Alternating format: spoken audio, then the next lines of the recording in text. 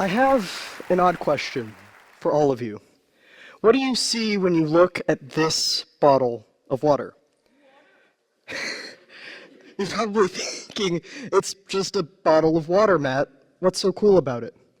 Well, when we take a closer look, we'll see billions upon billions upon billions of atoms colliding together on an immense scale just to make this single bottle of water.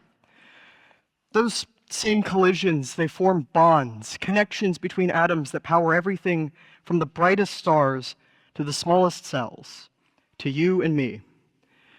In chemistry, these bonds come in two distinct flavors. In a covalent bond, atoms share electrons. It's a mutual trade that brings them together. But in an ionic bond, atoms fight. There is no trade, only war. A battle for each other's electrons that has only one winner and one loser. You know what I see when I look at this? I see people. Think about how many ideas you share daily, how many interactions we have because of the ideas. We share ideas, beliefs, and hobbies with each other every day, our social electrons, combining to form our own covalent bonds of friendship. But what happens when the sharing becomes taking, when the covalent becomes ionic? Now, I want all of you to think back to 5 years ago. Faced by a global pandemic, how connected did you feel to the people you cared about most? For me, I had this group of people that I called my best friends. And we were close. We spent weeks playing video games together, base building, zombie slaying, creating worlds beyond our imaginations. Together. But things changed as the pandemic set in. We started fighting. Now separated, we argued over something as simple as the sound of our voices. And as we fought, we started to drift apart. Of course, drifting apart is normal, but to my 7th grade self, I was heartbroken. I felt attacked. The hobbies that we spent years working on, the stories that we spent years developing, they started to be considered too childish, too immature to be worth sharing. Now, they started to form new relationships, this time without me, and feeling betrayed, I turned to the last friend I could trust. Science. You see, I saw the world like this bottle of water. I felt so... I saw these people talking to each other. I saw everyone forming the same bonds together, creating a community. But I didn't see myself in this bottle of water. I saw myself instead in a bottle of oil. I felt so separated from the people I called my peers that the thought of forming a covalent bond with them, it seemed impossible. I was considered one of those people now, ridiculed for my love of reading, writing, theater, art, and of course, chemistry. But why? I felt so separated that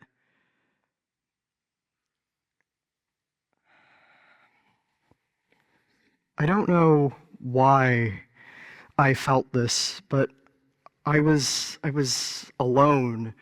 I wanted to form friendships. I stood out at first. I tried to brush off these arguments. I tried to call out the hate, but our social batteries are limited. And every argument I fought, every ionic bond I formed, it took energy from me. And with that energy, a piece of myself had died. These pieces of ourselves, they are what make us unique. They are the social electrons that form our vital covalent bonds. Now, in chemistry, one of the first things you learn is that an atom loves its electrons.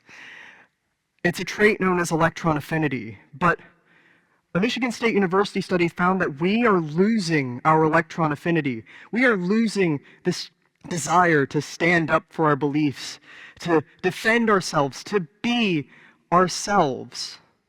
Why? Well, we spend so much energy fighting attack after attack, judgment after judgment, maintaining these ionic bonds. that we have little energy left over for us to actually be ourselves. Doesn't that life sound fun? No. You see, as I entered into high school, I felt so drained. I felt this dread of having lost my best friends, and it hurt. Though I'd formed new friendships, they rarely went beyond occasional small talk. That was until one fateful day. In English class. What's that, teacher? A new project? Oh, we're writing a play. I love plays. Oh, it's a group project. You see, my English teacher was not kidding. It was, in fact, a group project, and of course, I didn't like group projects. Then I met my partner. The first thing I could think of was that he was loud, athletic, entitled. Before we had even said hello, I had already sorted him into this bottle of water opposite my glass of oil. There would be no mixing and no bonding. But we still worked together. I mean, we both wanted to do well on this group project, so we made this goofy play about thieves from Victorian London robbing a modern suburb. And we wrote it together. We laughed about it together. We were starting to mix. Our glasses were starting to crack together. We started reading books together, writing stories together, hiking together, doing things together. We were starting to mix, starting to bond together. Oh my God, someone call a chemist. I think I figured out how to mix oil and water. All you've got to do is force them to do a group project together. Because you see, fear is our greatest obstacle. It is the ionic bond that we spend so much energy thinking about that sharing so much as a simple hello becomes unthinkable. In order to form covalent bonds again with the people we care about, we need to break these ionic bonds that we spend so much energy thinking about. And in order to break them, you need a spark of energy, that spark that challenges this feeling of sorting people into groups. We need to not only expose ourselves to others, but be willing to share our ideas. It's this exposure that forms the vital covalent bonds of friendship. And it was this exposure that led me to see my partner not as my opposite, but as a friend. Today, my best friend, full of ideas, crazy and creative, big and bold, but most importantly, ideas that we could share together. I hope that tonight challenges you. I hope that tonight gives you that spark of energy to target this idea that we need to sort people into groups and that they can't mix simply because of the groups they belong to.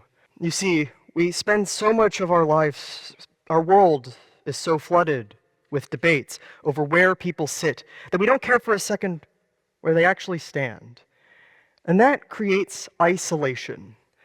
But if we instead take a moment to expose ourselves, to be ourselves around others, we start to form cracks in these bottles of water that we sort people into. And with every crack that forms, we form this giant pool. We see not only others' ideas, but our own ideas combining. And it is in this giant pool where ideas belong that we can be ourselves, that we can share our ideas instead of having them be taken, where our bonds can be covalent instead of ionic. And we can do this because in chemistry, we're not required to form covalent or ionic relationships.